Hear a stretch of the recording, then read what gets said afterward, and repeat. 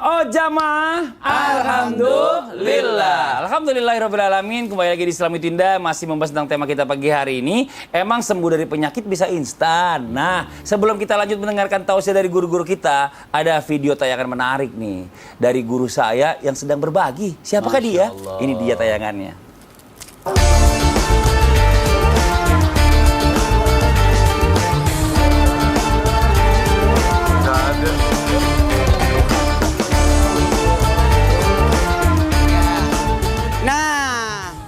Satu hal, Mbak, gimana rasanya bisa melihat, bisa perasaan bisa berbagi? Masya Allah, senang banget ya. Kayaknya ikut senang, ikut bahagia, ikut berbagi sama Faust. Karena gini, satu hal buat kita, sosok orang yang diberikan kemampuan oleh Allah, Allah siapkan siapa yang diberikan rezeki. Untuk apa? Untuk meratakan nikmat Allah itu. Makanya ketika Allah memberikan amanah itu kepada yang berhak, artinya yang pantas untuk memiliki harta itu untuk bisa berbagi. Jadi sebenarnya gini, orang kaya itu, orang mampu itu diberikan perasaan untuk bisa berbagi. Tidak tenang jiwanya, maka ketenangan itu akan bisa dirasakan ketika kita berbagi. Ketika ada yang berkata begini, hatiku keras, kalau begitu ayo pergilah berbagi, insya Allah hatimu akan lembut. Makanya ketika kita berbagi sebagai tolak bala, penyelamat, dan juga membuat senang. Makanya dikatakan ketika kita berbagi, dekat dengan Allah, dekat dengan manusia, dekat dengan surga, dan jauh dari api neraka. Alhamdulillah. Makasih. Assalamualaikum. Makasih ya. Wah, Masya Allah, tabarakallah. Ini dia orangnya nih, ada di sini, studio. Cie-cie. Waduh, nah ini kita lanjut nih buat jamaah Islam yang ada di rumah nih, Masya Allah ya. Sebelum kita mendengarkan kembali tausiah dari guru-guru kita akan kembali mendengarkan kisah nih yang dibawakan oleh Quinsa. Tadi katanya tentang cerita Nabi Sulaiman di Lembah Semut. Ayo dong, coba Ustaz Syam. Kita dengerin sama-sama nih Quinsa nih. Masya Allah, mau berdiri di tengah Quinzanya. Oh mau, boleh. Mau dong. Silakan Quinsa. Assalamualaikum teman-teman. Waalaikumsalam. Oh jamaah. Alhamdulillah. Nabi Sulaiman alaihi salam. Nabi Sulaiman adalah putra dari Nabi Daud alaihi salam. Nabi Sulaiman memiliki pasukan yang terdiri dari bangsa jin, hewan-hewan, dan manusia. Suatu hari, Nabi Sulaiman dan pasukan berkudanya sedang bepergian. Tiba-tiba Nabi Sulaiman memerintahkan bala tentaranya untuk berhenti. Kemudian Nabi Sulaiman turun dari kudanya dan berjongkok di suatu tempat. Ternyata ada seekor semut yang sedang memerintahkan teman-temannya untuk berlindung di dalam lubang terlebih dahulu supaya tidak terinjak oleh tentara Nabi Sulaiman. Nabi Sulaiman pun mengizinkan semut-semut itu untuk lewat. Kisah ini terdapat dalam surat An-Naml. Wassalamualaikum teman-teman, dadah. Waalaikumsalam. Masya Allah. Wabarakatuh teman-teman. Bye-bye. Emang Nabi Sulaiman itu mukjizatnya apa? Pangku lagi sama Ustaz Syam. Pangku lagi sama Ustaz Syam. Sama di pangkal. Nggak mau, Nggak mau dipangku, duduk sendiri. Duduk sendiri kayak anak bayi. Emang Quinsa umur berapa sih? Oh 4, berarti bukan bayi, itu udah dewasa. Oh 4 tahun itu udah dewasa. Enggak, masih bayi tahu. Udah bisa perbaiki kabel telepon kan? Emang Quinsa kalau Nabi Sulaiman itu mukjizatnya apa lagi sih selain ngobrol sama semut? Memiliki badan tentara yang terdiri dari bangsa jin. Wih, jadi bangsa jin itu tentaranya Nabi Sulaiman. Iya, Oh. Memang siapa nama bapaknya Nabi Sulaiman? Daud. Oh, Nabi Daud. Daud. Alaihissalam, Masya Allah. Nih. Quinsa yang ngajarin siapa sih kalau kisah-kisah? Mami. Oh Mami. Mami. Dedi nggak ajarin? Dedi ajarin juga? Manggilnya Mami sama Papi. Mami Abi. Oh Mami Mami sama Abi. Abi. Iya. Gak nyambung ya. Iya Mami. Protes aja. Orang tua dia bilang Kalau aja. Mami berarti papi, kalau Abi sama Umi. Umi. Nabi Sulaiman tuh yang paling miskin bukan ya? Bukan. Nabi Sulaiman yang mana? Nabi Sulaiman yang memiliki istana yang paling besar. Oh, yang paling kaya berarti. Masya Allah, tabarakallah. Tahu nggak siapa nama istri Nabi Sulaiman? Om nggak tahu. Balkis. Ratu Balkis. Yang nama sebenarnya itu Ibu Sulaiman, Nyonya Sulaiman. Nyonya Sulaiman. Itu kalau nikah. Iya bener juga sih istri Nabi Sulaiman sih. Nyonya Sulaiman. Kalau zaman sekarang. Ini ada aja pikirannya ya kagak. Iya. Makasih banyak Quinsa. Ya Allah ya Rabbi. Nah nih buat jamaah Islam yang dirahmati Allah. Kita lanjut lagi. Jamaah. Nah nih Bib. Nih bicara masalah penyakit nih. Ada mungkin sebagian orang. Mungkin jamaah Islam itu di rumah. Ada yang pernah mengalaminya juga. Jadi ini udah ikhtiar kemana-mana nih. Ya. Terus nggak kunjung sembuh. Ya, apakah ini orang nih atau kita nih harus sholat taubat dulu, mengakui segala kesalahan kita, dosa-dosa kita, minta dihapusin dulu, diampunkan oleh Allah, baru kita ikhtiar lagi untuk berobat. Bagaimana penjelasannya? Dia belum sembuh-sembuh juga. Belum sembuh-sembuh juga, iya. Izin Ustaz Maulana Syekh Mas Fadli. Bismillahirrahmanirrahim. Ada perkataan yang mengatakan ma minan nasi illa mubtala bi'afiyatin liyanzura kaifa sabruhu wa mubtala bi'afiyatin liyanzura kaifa syukruhu wa mubtala bibaliyatin liyanzura kaifa sabruhu. Dikatakan tidak ada satu manusia itu tidak diuji oleh Allah Subhanahu wa taala. Ada orang yang diuji dengan kesehatannya. Untuk apa? Allah ingin melihat liyanzura kaifa syukruhu. Allah ingin melihat nih orang bagaimana rasa syukurnya kepada Allah Subhanahu wa taala ketika dia diuji dengan kesehatan, harta, kenikmatan. Ada manusia yang diuji bibaliyatin, dengan bala, dengan penyakit, ujian. Untuk apa? Liyanzura kaifa sabruhu. Allah ingin lihat ini hamba bagaimana rasa sabarnya kepada Allah Subhanahu wa taala. Jadi intinya kita ikhtiar.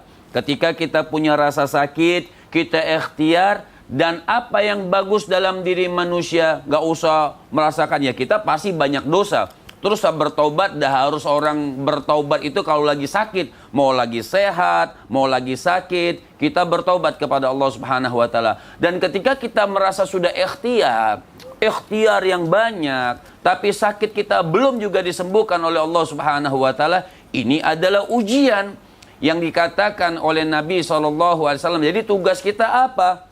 Laisa fawqahuma minal khair husnudzan billah wa husnudzan li ibadillah. Maka ketika kita diuji, kemudian belum diuji dalam satu kesakitan, belum sembuh juga, sudah ikhtiar, sudah ke rumah sakit, sudah sholat taubat, sudah istighfar, belum sembuh juga, maka apa yang harus kita lakukan, tugas kita sebagai manusia, hambanya Allah Subhanahu wa taala? Pertama, bersangka baik kepada Allah Subhanahu wa taala. Artinya semua keputusan Allah, semua tindakan Allah Subhanahu wa taala, semuanya pasti ada rahmat dan manfaatnya. Kita yang manusia lemah terkadang tidak tahu tuh apa sih rahmat yang Allah Subhanahu wa taala berikan untuk kita ketika kita sakit ikhtiar belum juga disembuhkan oleh Allah Subhanahu wa taala. Tapi kunci juga orang sakit ketika dia sabar dengan penyakitnya. Ingat ini semuanya. Orang yang sakit apa saja, ketika dia sabar, sudah ikhtiar tapi sabar, belum juga disembuhkan oleh Allah Subhanahu wa taala, yakinlah bahwa sakitnya dia itu menggugurkan segala dosa-dosanya. Amin, amin ya rabbal Jadi ketika alamin. dia sabar, ridha dengan penyakit yang Allah Subhanahu wa taala berikan kepada dia, maka dia dosa-dosanya diampunkan oleh Allah Subhanahu wa taala jalla jalaluhu wa Amin, ta'ala. amin ya rabbal alamin. Masya Allah. Terima kasih banyak Bib ya. Jadi nggak usah berkecil hati juga buat semua yang sudah ikhtiar ternyata masih belum dikunjungkan sembuhnya dari Allah. Nah, Masya Allah tadi Allah menjanjikan bahwa kita akan digugurkan segala dosa-dosa kita terdahulu. Ini Masya Allah, alhamdulillah ya, meringankan kita juga nantinya di akhirat. Betul. Nah sekarang kita lanjut lagi nih, jamaah. Nah ini kita bicara masalah tentang bisa nggak penyakit ini sembuh secara instan. Saya pernah dengar nih, bahkan saya pernah nonton satu video ya, di mana ada orang yang pernah penyakit kanker yang divonis sudah nggak akan panjang lagi umurnya. Dia ini melantunkan atau membaca ayat suci Al-Quran pada saat dia di rumah sakit. Dan mustajabnya Allah berikan kesembuhan kepada dia. Tapi ada juga yang baca tapi kok nggak sembuh-sembuh. Apakah mungkin bacanya salah atau mungkin tanda bacanya salah atau bagaimana Ustaz Maulana? Mohon izin penjelasannya. Yang tadi titik 1, titik 2 ya. Iya, Dari bam jadi ya. Betul. Hamba jadi hayya. Iya, makanya bahaya ini. Izin Habib Daun Sasan, Quinza, Masya Allah, Tabarakallah. Bagus banget tadi kisahnya. Ditunggu kisah-kisah berikutnya ya. Iya. Terserah Quinza. Baik, Masya Allah, Tabarakallah. Ternyata kalau kita berbicara tentang pengobatan, ada pengobatan yang luar biasa, yakni pengobatan lewat Al-Quran. Al-Quran itu sifaul linnas. Al-Quran itu obat buat manusia. Dan ternyata obat Quran itu karena adanya ketenangan. Sekali lagi, adanya ketenangan. Dan Al-Quran adalah mujizatnya Nabi. Mujizatnya Nabi. Apalagi ada 2 ayat terakhir dari surat Taubah. Rasulullah SAW menegaskan, siapa yang membacanya akan dipanjangkan umurnya. Amin. Dan dijaga, dan Nabi menjamin kalau dia baca di pagi hari akan selamat sampai malam. Kalau dia baca di malam hari selamat sampai pagi. Laqad ja'akum rasulun min anfusikum azizun 'alaihi ma anittum alaikum bil mu'minina raufur rahim fa in tawallaw faqul hasbiyallahu la ilaha illa huwa alaihi tawakkaltu wa huwa rabbul arsyil azim. 2 ayat terakhir surat Taubah. Silakan dicari 2 ayat surat Taubah. Ini luar biasa khasiatnya. Bahkan ada satu riwayat dikatakan ada seorang datang kepada seorang syekh. Ini dikatakan anaknya sudah tinggal beberapa bulan. Lantas dibacakan yakni 7 kali di pagi hari, 7 kali di malam hari. Laqad ja'akum atau 2 ayat terakhir surah At-Taubah. Maka Masya Allah, Tabarakallah, sembuh total. Masya Allah. Luar biasa kemuliaannya. Dan ada Kan juga ada keturunan tadi. Apa? Oh iya, Iya. kebetulan ada keturunan juga. Ada keturunan. Nanti kita mampir ya. Iya, kalau tanjakan jauh lebih berat. Iya. Dan ingat, Al-Quran itu kan menenangkan. Dan ketenangan itu 1/2 daripada kesembuhan. Jadi ketika orang tenang itu, apalagi Al-Quran itu bisa dijadikan untuk ruqyah syariah mandiri. Nah, ketika kita menggunakan Al-Quran, apalagi 10 ayat di surah Al-Baqarah, ayat 1 sampai 5, kemudian ayat kursi dan 1 ayat sebelumnya, dan 3 ayat akhirnya surah Al-Baqarah, berarti total keseluruhan adalah 10 ayat. Itu bisa digunakan untuk meruqyah. Ditiupkan di ayat lalu diminumkan. Bahkan tadi sudah jelaskan Ustaz Sam, perihal tentang ada orang kena sengatan kalajengking, kemudian dibacakan surah Al-Fatihah dan sembuh. Bahkan kalau memang ini adalah gangguan jin, maaf, saya pinjam kata-kata ini, karena kalau kita berkata ini gangguan setan, maka setan itu bertambah besar, lebih besar daripada rumah. Jadi kita tidak usah berkata, ini gara-gara setan, ini kali setan itu berasa bangga, karena dikatakan dia yang menyebabkan. Jadi lebih bagus gini, kalau diprediksi dia itu ada gangguan jin, atau ada bacakanlah ini surah Al-Falaq, An-Nas, dibacakan, ditiupkan di ayat lalu diminumkan. Itu luar biasa. Apalagi kalau kita zikir pagi petang. Di situ ada ayat-ayat ruqyah yang bisa kita gunakan untuk pengobatan. Apalagi kalau kita baca, Masya Allah, surah Al-Kahfi kan 309 tahun setan jin pun tidak berani mengganggunya. Bahkan dalam kitab Tanwirul Qulub disebutkan siapa membaca namanya Ashabul Kahfi, Muksalminan, Tamlian, Martunis, Ninunis, Sununis, Saribunis, Sunuhanis, Paldiak, Takirunis, insya Allah aman dia. Banyak nis-nisnya ya. Karena hidupnya di zaman dulu. Jadi saat setan itu jangan dikasih panggung ya. Jangan kasih panggung. Nanti viral ya. Nanti viral. Nanti viral. Trending. Makanya. Dan jangan dibanggakan. Ini gara-gara setan ini. Seneng Kata dia. setan. Senang dia membesar. Membesar. Apa sih setan? Tidak mungkin. Makanya kalau ada, kata guru saya betul tadi kisahnya. Kata guru saya kalau ada orang kemasukan setan, ambil sendal baru pukul setan. Harga dirinya jatuh dia. Kalau dia bilang, kasihkan aku kopi, enak aja beli sendiri. Beli sendiri, semua bayar. Di warung harganya berapa gitu ya? Ini sebentar, aku mau kasih kesempatan sama Quinza, mau tanya-tanya dia. Tunggu dulu, lihat sepatunya dong. Sepatunya Mana coba sepatunya nyala Quinza, ya? kasih lihat dong. Coba kasih lihat. Oh, Gimana iya, nyala. nyalanya? Wih, ini ada listriknya ini. Sepatunya bisa jalan sendiri. Dia tadi sebenarnya nggak mau tahu. Coba Quinza mau nanya apa tadi sayang? kisah karena sepatunya Bantuin. udah kelihatan. Iya, bantuin Om Fandi dong tanya-tanya sama Ustadz Syam. Quinza, Ada tanya. pertanyaan nggak, Ada pertanyaan Quinza? nggak? Ada. Ada. Pertanyaannya apa? Katakan nama ayah Nabi Sulaiman? Wah, pertanyaannya Susah. kayak ujian ini. Nama ayah Nabi Sulaiman adalah Nabi Daud Daud alaihissalam. alaihissalam. Terus tanya Tanyain gini lagi juga. siapa kakeknya Nabi Daud? Tanya gini, Ustadz Syam, ada nggak zikir yang bisa nyembuhin penyakit? Coba bilang gitu. Coba tanya. Ustaz Syam, ada nggak zikir yang bisa menyembuhkan orang sakit? Nah, mantap gitu. Masya Nah, Allah. Ustadz Syam jawab nih ya. Sambil tausiah. Baik, Boleh Ustadz bismillahirrahmanirrahim. Syam. Permisi dong, nggak bisa Iya. keluar nih. Nggak bisa keluar, Permisi dong. sempit. Udah nggak apa-apa. Bisa dudukin aja. Biar Ustadz Syam nggak bisa duduk lagi. Iya. Alhamdulillahirabbil alamin wassalatu wassalamu ala asyrafil anbiya wal mursalin sayyidina Muhammadin wa ala alihi wa sahbihi ajma'in.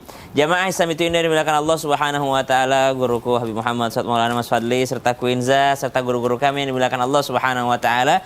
Kalau disebut bahwa ada enggak bacaan ketika seseorang sedang sakit, tentu saja yang perlu diingat ketika seorang beriman sakit adalah Allah yang Maha menyembuhkan atau Allah Asy-Syafi. Maka Nabi SAW dalam doa beliau membaca Allahumma rabban nas adhibil ba'sa washfi. Gitu kan, ada kalimat isfi gitu ya. Antas syafi, engkau lah yang maha menyembuhkan. La shifaa illa shifauka, shifaan la yughadiru saqama. Subhanallah. Jadi cara kita mempergunakan al-asmaul husna ini adalah memasukkan nama-nama Allah yang agung ke dalam doa kita. Antas syafi, engkau lah yang maha menyembuhkan. La shifaa illa shifauka, tidak ada kesembuhan kecuali kesembuhan darimu ya Allah. Shifaan la yughadiru saqama, kesembuhan yang tiada bekas-bekasnya lagi, tiada yang tertinggal sama sekali dan tidak ada lagi yang menyusul setelahnya. Masya Allah. Jadi mengambil zikir ataupun wirid dari nama Allah, yaitu Allah yang maha menyembuhkan Asy-Syafi. Maka subhanallah di Al-Quran disebutkan ba'da naqul a'udzubillahi minasyaitonirrajim wa idza maridtu fahuwa yashfin. Kalau engkau sakit maka dialah Allah yang maha menyembuhkan. Makanya ada doa lagi, Allahumma shfi mardana wa mardal muslimin kama qulta fi kitabika wa idza maridtu fahuwa yashfin. Jadi ketika Allah mengucapkan bahwa berfirman engkau sakit, dia yang maha menyembuhkan adalah Allah Subhanahu wa taala. Kemudian zikir apa lagi? Di dalam sebuah riwayat disebutkan Nabi ketika ada yang sakit di bagian tubuh, maka Nabi menyentuhkan tangan, meminta kita untuk menyentuhkan tangan di bagian yang sakit lalu membaca al-basmalah 3 kali. Bismillah, bismillah, bismillah. Jadi zikirnya apa? Bismillah dengan nama Allah, dengan nama Allah, dengan nama Allah. A'udzu billahi wa qudratihi min syarri ma ajidu wa uhadhiru. Jadi disambung setelah basmalah 3 kali, bismillah, bismillah, bismillah. A'udzu billahi wa qudratihi min syarri ma ajidu wa uhadhiru. Aku berlindung kepada Allah dan kekuasaannya dan takdirnya dari sesuatu yang aku waspadai, yang aku alami dan yang aku waspadai, yang aku takuti, yaitu berupa penyakit.